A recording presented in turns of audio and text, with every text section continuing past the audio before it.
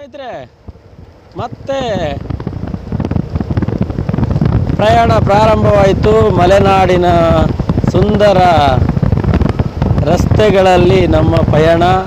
ಅಕ್ಕಪಕ್ಕದ ಮರಗಳ ಸಾಲಿನಲ್ಲಿ ನಮ್ಮ ಪಯಣ ಮುಂದುವರಿತಾ ಇದೆ. ನೋಡಿ, ಅಂಕುಡೊಂಕು ಬೋರ್ಡ್ ಹಾಕಿದ್ದಾರೆ. ಜೊತೆಗೆ ಬೈಕ್ಗಳು ಭಾಳ ವೇಗವಾಗಿ ಬರ್ತಾ ಇದೆ. ನೋಡಿ ವಾತಾವರಣ ಹೇಗಿದೆ. ಟ್ರೆಕ್ಕಿಂಗ್ ಮಾಡುವ ಒಂದು ಹವ್ಯಾಸ ಇದ್ದರೆ ಈ ಟೈಮಲ್ಲಿ ನೀವು ಮಲೆನಾಡಿಗೆ ಬನ್ನಿ. ಮಲೆನಾಡಿನ ಸೌಂದರ್ಯವನ್ನು ಆನಂದಿಸಿ. ಒಂದು ಗಾದೆ ಇದೆ, ದೇಶ ಸುತ್ತು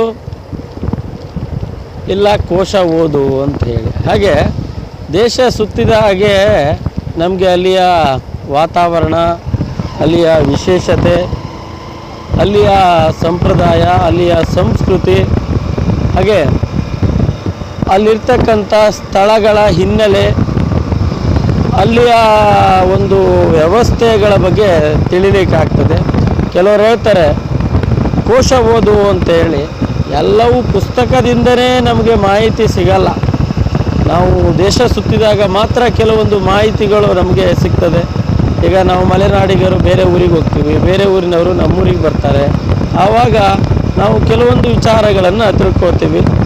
ಹಾಗೆ ನೀವು ದೂರದವರು ಬಂದು ಈ ಟೈಮಲ್ಲಿ ನಮ್ಮ ಮಲೆನಾಡನ್ನು ನೋಡಬೇಕಂದ್ರೆ ಭಾಳ ಸುಂದರವಾಗಿ ಕಾಣ್ತಾ ಇದೆ.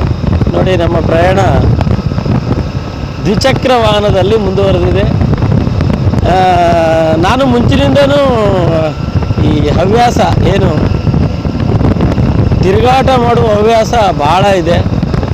ಸಣ್ಣರಿಂದನೂ ನಾನು ಪುಸ್ತಕ ಎಷ್ಟು ಓದಿದ್ದು ಮುಖ್ಯ ಅಲ್ಲ, ಬಟ್ ಒಂದೊಂದು ಊರನ್ನು ನೋಡೋದು, ಅಲ್ಲಿಯ ಹಿನ್ನೆಲೆ, ಅಲ್ಲಿ ಯಾವ ಥರ ವಾತಾವರಣ ಇದೆ ಅನ್ನೋದನ್ನು ತಿಳ್ಕೊಳ್ಳಿಕ್ಕೆ ನಾನು ಭಾಳ ಇಷ್ಟಪಡ್ತೀನಿ. ಮತ್ತು